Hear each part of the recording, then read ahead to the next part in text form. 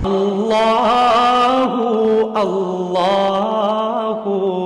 اللہ الرحمن الرحیم نحمده ونصلی ونسلم علی رسول الکریم اما بعد فاعوذ باللہ من الشیطان الرجیم بسم اللہ الرحمن الرحیم فانکحوا ما طاب لكم من النساء مثنى وثلاث ورباع وقال تعالى وانکحوا الایام منکم والصالحین من عبادکم وامائکم ان یکونوا فقراء یغنہم اللہ من فضلہ صدق اللہ العظیم۔ الحمدللہ ثم الحمدللہ، اللہ پاک نے ہمیں مسلمان بنایا اور اسلام میں قدم قدم پہ ہمیں رہنمائی ملتی ہے، اور اللہ پاک نے ہمیں اسلام عظیم الشان پاکیزہ مذہب عطا فرمایا، ہمیں اس پہ خوشی ہونی چاہیے۔ تو اسلام میں اللہ کے پیارے حبیب صلی اللہ علیہ وسلم نے ہمیں قدم قدم پہ رہنمائی کی، زندگی کیسے گزارنی۔ تو زندگی اور انسانیت کے بقا کے لیے اللہ پاک نے یہ نکاح کا سلسلہ جاری فرمایا۔ اس دنیا کے نظام کو چلانے کے لیے اللہ پاک نے مرد و عورت کو آپس میں جوڑا بنایا، اور اس میں اللہ پاک نے مرد و عورت کو آپس میں جڑنے کو اپنی قدرت کی نشانیوں میں سے بتایا۔ اور سب سے پہلے جو رشتہ قائم ہوا وہ میاں بیوی کا رشتہ قائم ہوا۔ فرمایا وَمِنْ آيَاتِهِ أَنْ خَلَقَ لَكُم مِّنْ أَنفُسِكُمْ أَزْوَاجًا، اللہ فرما رہے میری قدرت کی نشانیوں میں سے کہ میں نے تمہارے جوڑے جوڑے بنائے، لِتَسْكُنُوا إِلَيْهَا، تاکہ اس سے تم سکون حاصل کرو، وَجَعَلَ بَيْنَكُم مَّوَدَّةً وَرَحْمَةً، اور اس میں نے تمہارے لیے آپس میں مودت اور رحمت پیدا کی۔ اور اللہ پاک نے نکاح کو ایک سکون کی چیز بنایا، گھروں کو بھی اللہ پاک نے قرآن پاک میں بتایا کہ یہ بھی سکون کی جگہ ہیں، اور رات کو بھی اللہ نے فرمایا میں نے رات کو بھی سکون کے لیے بنایا۔ تو اللہ پاک کے فضل و کرم سے اگر کسی بندے کی شادی بھی ہو اور رات کا وقت بھی ہو اور اس کو اپنا گھر بھی ملا ہو، میسر ہو، تو کیا ہی سبحان اللہ، سکون کی ساری اسباب اس کے پاس میسر ہیں، تو اللہ پاک کا فضل و کرم ہے۔ تو اب نکاح کو ہم آسان سے آسان تر کرنا چاہتے ہیں۔ نکاح کو جتنا سستا، آسان اور عام کیا جائے گا، گناہ اتنے مشکل اور مہنگے ہوں گے۔ زنا پر اللہ کی طرف سے کتنی پھٹکار پڑتی ہے، اس پر تھوڑا سا موازنہ آپ سن لیجئے کہ نکاح کرنے کے لیے اللہ پاک نے بیویاں بنائی ہیں، اور زنا کرنے کے لیے شیطان نے گرل فرینڈ بنا رکھے ہیں، اور گرل فرینڈ بنانے کے لیے اب یہ بل پاس کیے جا رہے ہیں۔ نکاح مباح جذبات کی تکمیل کے لیے ہے، اور زنا ہوس کی تشکیل کے لیے۔ نکاح رسول اللہ صلی اللہ علیہ وسلم کی پیاری سنت ہے، اور زنا شیطان کا عمل ہے۔ نکاح کرنے والے مسلمانوں میں سے ہیں، اور زنا کرنے والے شیطانوں میں سے ہیں۔ نکاح سے بقا ہے اور زنا سے بربادی ہے۔ نکاح سے حیا پھیلتی ہے اور زنا سے بے حیائی پھیلتی ہے۔ نکاح کرنے والوں پر اللہ کی طرف سے مبارکیں ملتی ہیں، زنا پر اللہ کی طرف سے لعنتیں برستی ہیں۔ نکاح کرنے والا سنت کا پیروکار ہے، اور زنا کرنے والے کافروں کے ساتھی ہیں۔ نکاح کرنے والا پرسکون رہتا ہے، اور زنا کرنے والا ہمیشہ خائف رہتا ہے، ڈرتا رہتا ہے۔ نکاح صحت کا پیش خیمہ ہے، زنا کرنے والے ایڈز کا نشانہ ہے۔ اور نکاح کرنے والے رحمت کے سائے میں ہیں، اور زنا کرنے والے اللہ کے عذاب کے لپیٹ میں ہیں۔ نکاح سے عزتیں محفوظ ہوتی ہیں، اور زنا سے عصمتیں برباد ہوتی ہیں۔ نکاح اللہ کا حکم ہے، فَانْكِحُوا مَا طَابَ لَكُمْ، اور زنا کے بارے میں اللہ نے فرمایا لَا تَقْرَبُوا الزِّنَا، زنا کے قریب بھی مت جاؤ۔ اور اللہ پاک نے صرف زنا سے منع نہیں کیا، بلکہ دواعی زنا سے بھی منع کیا۔ جن چیزوں سے زنا کی دعوت ملتی ہے، زنا کی طرف بندہ بڑھ سکتا ہے، ان چیزوں سے اللہ نے منع فرما دیا۔ اس لیے عورت کو دیکھنے سے منع فرما دیا، مردوں کو دیکھنے کے لیے عورتوں کو منع فرما دیا۔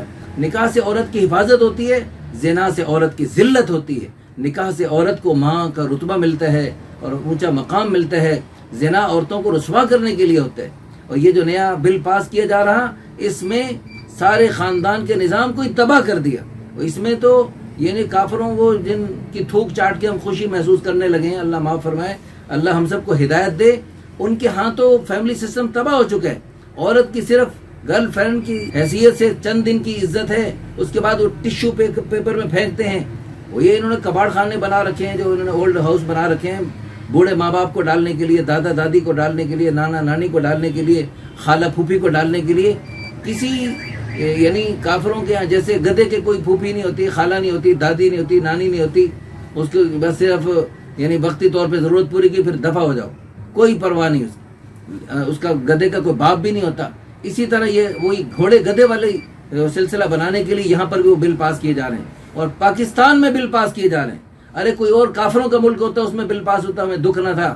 یہ پاکستان جس میں اللہ سے شرم کرتے ہوئے، اللہ کے حبیب صلی اللہ علیہ وسلم سے شرم کرتے ہوئے، اور ہمارے لاکھوں بزرگوں نے جانیں قربان کر کے، خون کی ندیوں میں تیر کر کے ہمیں پاکستان عظیم نعمت، اللہ کی نعمت ہمیں اس لیے دلوائی تھی کہ اس میں ہمیں نظام مصطفیٰ نافذ کرنا ہے، اللہ رسول کی چاہت کے مطابق قوانین پاس کرنے ہیں، اور ہم نے اپنے یعنی قانون کی قرآن و سنت کی بالادستی والا قانون نافذ کرنے کے لیے باقاعدہ یہ ہمارے اسلامی پاکستان کے قانون میں لکھا ہوا ہے، اس کے باوجود اسلام کے خلاف بل پاس کرنے کا تو کچھ تک نہیں بنتا۔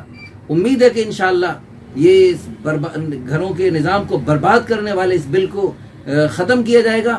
نکاح کرنے والوں کو اللہ پاک کی طرف سے پھر دعائیں ملتی ہیں، فرشتوں کی دعائیں ملتی ہیں، اللہ کے نیک بندوں کی دعائیں ملتی ہیں، اور زنا کرنے والوں کو سزائیں ملتی ہیں۔ نکاح کرنے پر اللہ پاک کی طرف سے انعام و اکرام کی طرف سے بارشیں برستی ہیں، اور اللہ پاک کی طرف سے دونوں جہانوں کی خیریں اور برکتیں ملتی ہیں۔ اور اگر جو زنا کرنے والے ہیں اگر وہ کنوارے ہوں تو ان کو کوڑے ملتے ہیں۔ الزانیۃ والزانی فجلدوا کل واحد منہما 100 جلدہ، 100 کوڑے لگائیں ان مردوں کو عورتوں کو جو کنوارے شادیاں کے بغیر جو ہے نا یہ جو یونیورسٹیوں اور کالجوں میں بغیر جو ہے اس کے وہ کر رہے ہیں، ان کو کوڑے لگائے جائیں۔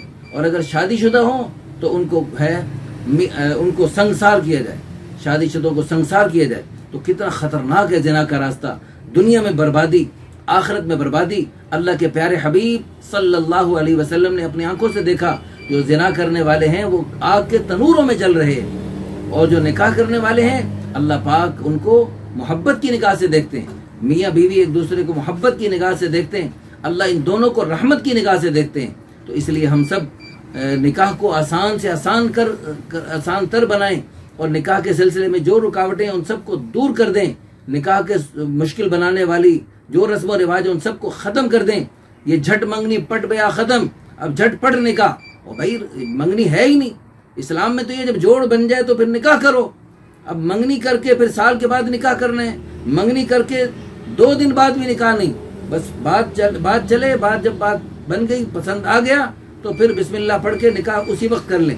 جیسے رسول اللہ صلی اللہ علیہ وسلم نے فرمایا 3 چیزوں میں کوئی تاخیر نہیں، نہ نماز میں تاخیر ہے، نماز کا ٹائم ہو جائے نماز پڑھ لو، جنازہ ہے تو فوراً اس کو پڑھ لو، اور اسی طرح جب بے جوڑ عورت کا شوہر مل جائے اور آپ کو تسلی ہو گئی پسند آ گیا تو فوراً نکاح کر لو۔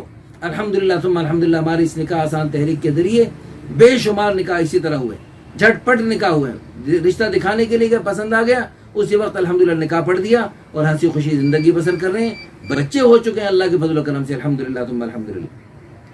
اللہ تعالیٰ سے دل سے دعا کرتے ہیں اللہ پاک بابرکت عمل، اللہ کے پیارے حبیب صلی اللہ علیہ وسلم کی سنت، فرمایا النکاح من سنتی، نکاح میری سنت ہے، اور فرمایا فمن رغب عن سنتی فلیس منی، جو میری سنت کو سے اعراض کرے گا، میری سنت کو چھوڑ کے غلط راستوں پہ چلے گا، اور اس کے لیے ہمارے سیاسی لیڈر کے عجیب و غریب بکواس کرتے ہیں کہ اس میں جو ہے نا جس کے ایسا ہو تو اس کو نکاح کی ضرورت کیا ہے، لا حول ولا قوت الا باللہ العلی العظیم۔ وہ ایک جو ہے نا وہ کتیا سی گئی ہوئی ادھر اور وہ بکواس کر رہی ہے کہ جو ہے نا یعنی نکاح کرنے کی ضرورت کیا ہے، پارٹنرشپ بنا کے رہیں، لا حول ولا قوت الا باللہ العلی العظیم۔ وہ اللہ کے پیارے حبیب صلی اللہ علیہ وسلم نے ان جیسے بدبختوں کے لیے فیصلہ کر دیا فمن رغب عن سنتی فلیس منی، جو میری سنت سے اعراض کرتے ہیں وہ ہم میں سے ہے ہی نہیں۔ اس لیے ہم مسلمان ہیں، اللہ کا شکر ادا کریں۔